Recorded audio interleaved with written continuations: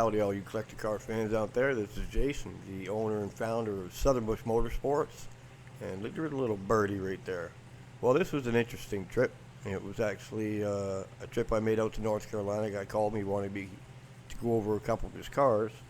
Turns out that this building was just packed full of Superbirds. This one right here I think was being cleaned up. I think it was an unrestored Superbird. It was quite a while ago. But definitely a cool car to take a look at. It was a 444 barrel car. Yeah, I think that car was the unrestored Superbird. It looked like it might have had one repaint on the outside of it. But I could be wrong on that too. I don't think there was a lot of information known about the car. That tail panel not supposed to be blacked out like that. Let's just call it as this car was repainted. But it was definitely an unrestored car. And I think they were just doing some cleanup there. But it was a numbers matching car, front to back. And the car was super solid with no rust on the car at all. And this would be later on in my career. I have a bit of a surprise at the end that will give some idea on how this whole Mopar bug got started for me. But I didn't have too many pictures of these cars. A little bit of I don't know, man. That might have been the original paint, because that's metal underneath that paint right there. Car hadn't been taken apart, so it's quite possible that is original paint car. Some lines were added onto it, and some blacked out head covers and stuff like that. But let's just go with it's possible that it was an unrestored car. Yeah, that car's never been taken apart. And that's rust underneath the paint. Nobody back in the day would bring it all the way down to the metal and not primer it. Yeah, that window hasn't been out. Look at all that crap in the trunk. I don't know why somebody would put that undercoating. I haven't seen these pictures in many, many years, so I'm kind of remembering this trip. Back seat was out of it. I believe that they were looking for the build sheet.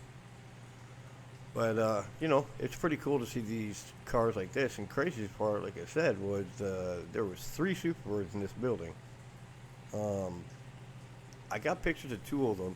I don't know why the pictures of the 4th one weren't in this file, but there was this blue one. You can see that white interior there. I always loved that color in the Superbirds. That white interior is really nice. Definitely was the original interior in the car, because it was pretty dirty. It was a relatively low mileage car too. There wasn't a lot of miles this car. It was less than 60,000 miles, I believe. But yeah, I'm gonna go with that car was unrestored. It was kind of not rough, but definitely it was driving. You could run. It ran and drove. No problem whatsoever. It ran and drove. I think to just document the cars, I ended up having to scrape the number on the inside of the trunk and all to make sure that they were real. You never can tell. And he didn't tell me when I came up there that he had 3 Superbirds. Now he actually had, I couldn't find the file on this, but he had a really weird car. I'm just going to tell this quick story while you guys are looking at the pictures. He had this really weird car outside. It was a 67 383 Charger. Now, the story that I got on this car was that the assembly plant that put these cars together, this was actually a 67 Hemi Charger, but they ran out of Hemi motors, so the instructions were to put 383 in them. But all the Hemi stuff was actually there. There were just, I can't remember exactly what it was. And I believe at one point I was able to verify the story that this was something that actually happened. But the build sheet said Hemi on it. But it was a 383 in the car with the VIN number matching. It was the weirdest thing. So look at the underside of that, inside that trunk lid there, all that surface rust. Maybe that car was from Florida or something. So I don't know if it was true, but it was pretty weird to see that, because all the markings were there, the telltale signs were there that it was actually a Hemi car, but it had a 383 in it, and the 383 was numbers matching to the fender tag. So I don't know if anybody else out there knows the story, if they actually ran out of engines and wanted to keep the assembly line going, so they just stuck 3D3s in the cars. Who knows? Who knows if it's true? But that was the story I got. It seemed to make sense to me. Everything looked like they did. Yeah, right there is a pretty good shot of that car too. The guy had a really big open building for this. I don't know if he was going to be set up for. Tried to set up. I can't remember if he was trying to set up to be able to restore cars, but I'm sorry, I got to show the same pictures because it is just. I don't know. I just can't find the file that's got all these pictures on it. So it's possible there might be a part 2 on this, but I'm also going to do a part on how many Superbirds that I've found in my career. It was over 100. That's 4 pistol grip 4-speed car too, so that's pretty cool. 70 Superbird 444 barrel pistol grip.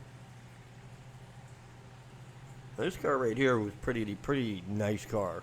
I mean, that car was done. It looked correct. You know, you'd be the judge of what you think if this car was restored or not. He had this one hidden in the side of the building there. All these Superbirds were in different rooms in the building, so it was, you know, a lot of moving around and stuff like that. But definitely a nice car. Nice and straight, everything lined up on it. The car almost looked brand new. If I remember right, I think I'm going to go with that. This was definitely a restored car. It had a lot of the signs that, yeah, that's 100% a restored car. Looks like they used a lot of the original parts. Tried to clean them up so they could keep the original parts on there.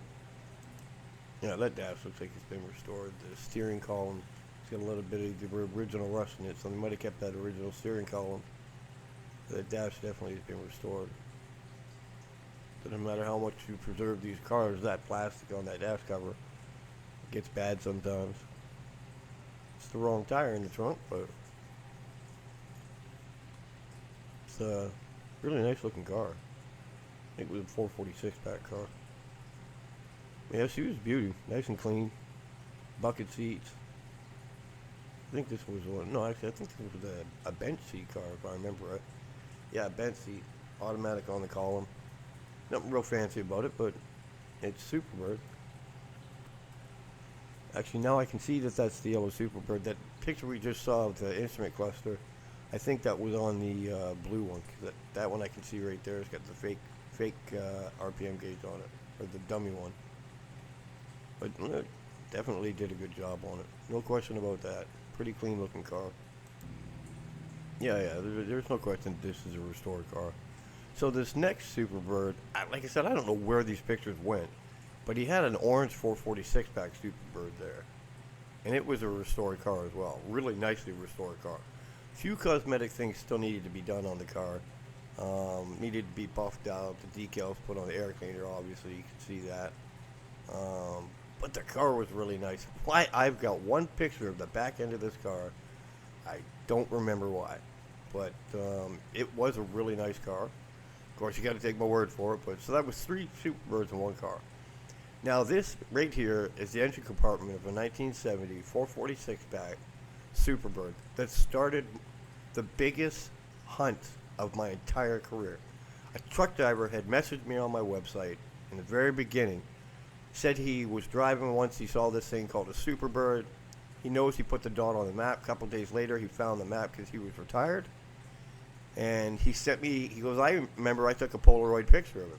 He sent me the Polaroid picture, and he actually sent me the whole map, the original map. He put a dot on there. I went looking for this car. It took me a week to find this car. When I found it, the car had already been sold. But then I noticed that there were some other cars on the property. One person led me to another person. I ended up staying out in this area for 4 months because there were so many cars out there.